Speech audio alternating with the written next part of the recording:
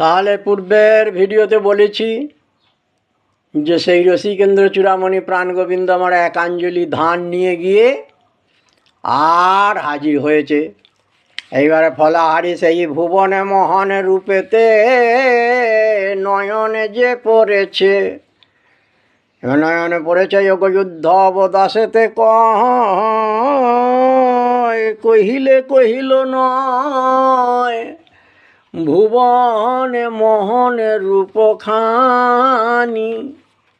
তার তখন ফল বেচা দূর হয়ে গেছে, সেই রূপেতে নয়ন দিয়ে হাঁ করে কেবল তাকিয়ে দেখছে। হ্যাঁ রে বাবরে, এরকম রূপ তো আমি কোথাও দেখিনি, এ কে? সর্বনাশ! এই তখন বিচার মনে মনে করছে সেই ফলাহারি। অগ অমর সোনার চাঁদ কি তোহরে মায়ের নাম, কার ঘরে হইলা উৎপত্তি, বহুকাল তপ করি কে পুজিল হর গৌরী, কোন ফলে লোভিল সেই সতী।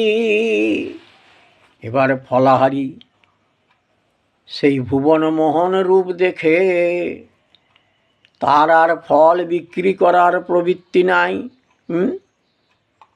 ফল বিক্রি করার আর প্রবৃত্তি নাই, সেই রূপ পানে চেয়েই আছে, চেয়েই আছে।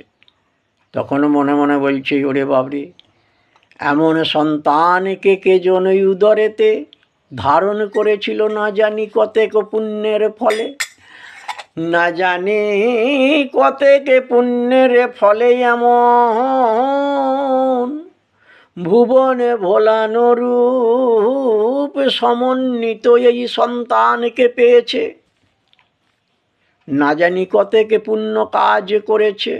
ওরে বাবরে, এই রকম 7-5 চিন্তা করছেন সেই ফলাহারি। আর ফলাহারিকে সেই এক মুঠো ধানটা দিয়ে দিয়েছে, দিয়ে আর রসিকেন্দ্র চূড়ামণি প্রাণ গোবিন্দকে আমার ফল দিয়েছেন। হ্যাঁ বাবা, তোর পয়সা লাগবে না রে গোপাল, তুই সেবা কর বাবা, তুই সেবা কর বাবা। ফলাহারি দিয়েছে, কিন্তু মনে মনে চিন্তা করছে যে আমি এই সন্তানকে যদি একবারে পেতাম তাহলে মনের সুখে স্তনপান করাতাম, এইটা ভাবটা মনেতে জেগেছে। আর সেটাই তো আসল উদ্দেশ্য, আর সেই জন্যই তো আজকের এই লীলা অনুষ্ঠিত হয়ে চলেছে। হ্যাঁ নাকি? হরিবল হরিবল হরিবল হরিবল হরিবল।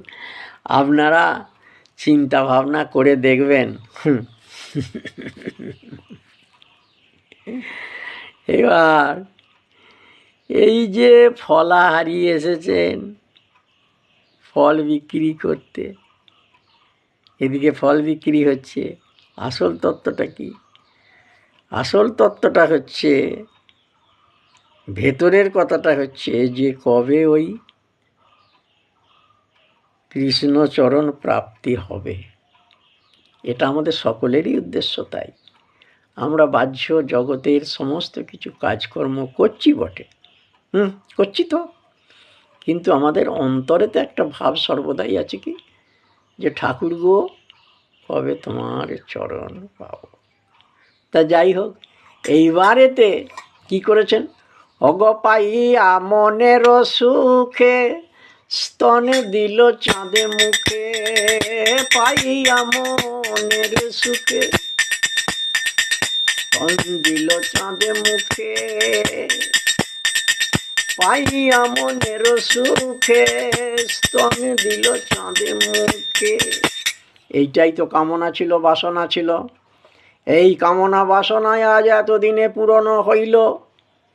সেই ত্রেতাযুগ থেকে, ত্রেতাযুগের যেটা বক্তব্য, ত্রেতাযুগের যেটা প্রতিজ্ঞা করে এসেছিলেন, রামচন্দ্র হাত তুলে আশীর্বাদ করে দিয়ে এসেছিলেন, যে বাবা পূর্ণ হবে রে, তোর মনোবাঞ্ছা পূর্ণ হবে বটে, তবে এই যুগে তো হবে না। আগত কৃষ্ণই অবতারে আমার অঙ্গ স্পর্শ হলেই তোমার মুক্তি।